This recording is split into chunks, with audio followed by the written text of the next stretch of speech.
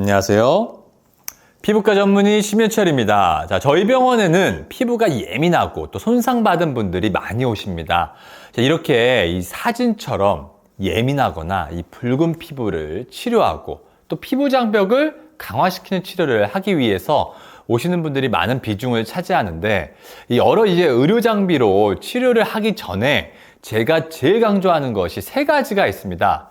자, 이 세 가지를 지킬 경우에는 예민하고 붉었던 피부가 회복되는 것이 정말 눈에 보이게 되는데, 이 세 가지가 무엇인지 지금부터 알아보겠습니다.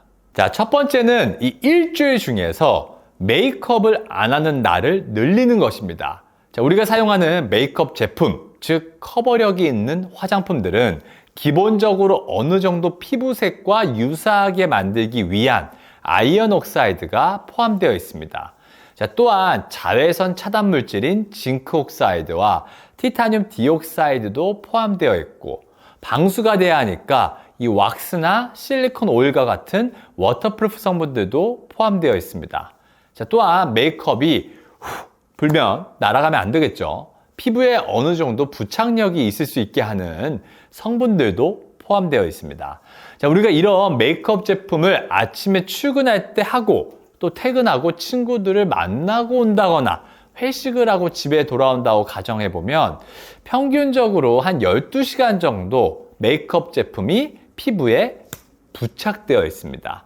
자, 실제로 평균을 내보면 하루에 한 절반 정도 이상의 시간 동안 메이크업 제품들이 피부에 부착이 되어 있고, 이것은 피부를 자극할 수 있습니다.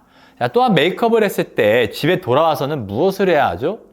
이중 세안을 해야 합니다. 제가 예전부터 메이크업 이후에는 클렌징 오일을 통한 이중 세안을 강조하는데, 이 오일 베이스인 화장품을 기름으로 닦아내야 하기 때문에 클렌징 오일을 사용을 하는 것이지, 실제로 막 계속 반복해서 클렌징 오일을 통한 이중 세안을 하게 되면 어떻게 될까요?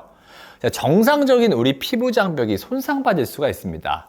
자, 즉 피부가 예민하고 피부 장벽이 약한 사람의 경우에는 첫 번째, 메이크업 성분들이 피부에 장시간 부착되어 생길 수 있는 피부염과 모공 막힘이 생기게 되고, 두 번째, 이중 세안을 하면서 생길 수 있는 피부 장벽 손상까지 나타나므로 무조건적으로 일주일에 메이크업이 되어 있는 날짜를 줄여야 하고, 실제로 이 줄인 상태로 한 달만 지내보면 예민한 피부가 굉장히 좋아지는 것을 임상적으로 경험을 하게 됩니다.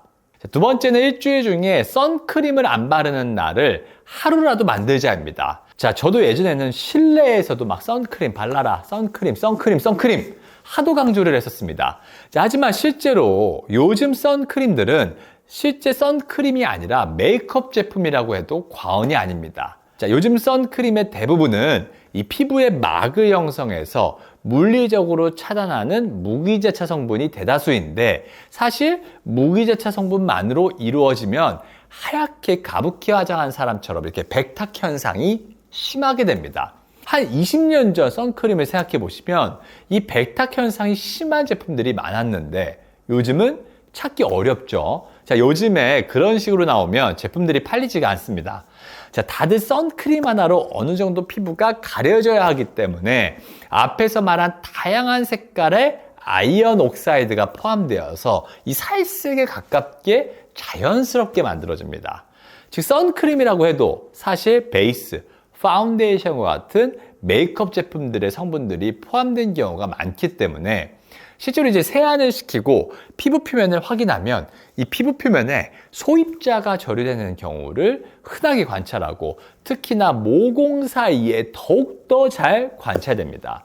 피부 표면에 붙어 있는 이러한 선크림 성분들 역시 피부에 미세한 자극을 유발하고 모공 막힘으로 인한 트러블을 유발할 수가 있기 때문에 피부가 정말 예민한 분들의 경우에는 전 외부에 나갈 일이 없으면 집에서 선크림도 바르지 말고 아무 메이크업 제품이 발라지지 않은 날을 이 일주일 중에 단 하루라도 두라고 얘기를 합니다. 피부는 정말 신기한 것이 자극을 주지 않고 보습만 잘해주면 이 손상받은 부위가 어느 정도는 스스로 회복을 하게 되는데, 피부가 예민한 분들의 생활 습관을 꼼꼼히 살펴보면 자극을 주는 행동을 스스로 하는 경우가 많습니다. 세 번째는 스킨, 토너 중단합니다. 피부가 예민하고 장벽이 손상받았을 때 제가 환자분들께 중단하라고 하는 첫 번째 화장품은 바로 토너입니다.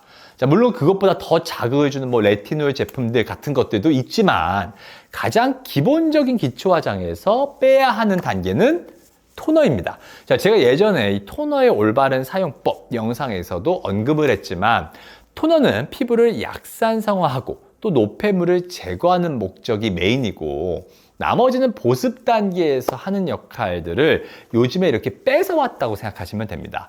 즉 피부에 자극이 될 수 있는 요인들을 제거하는 것이 중요하기 때문에 피부가 예민할 때는 이 토너 단계는 중단해 주는 것이 중요합니다.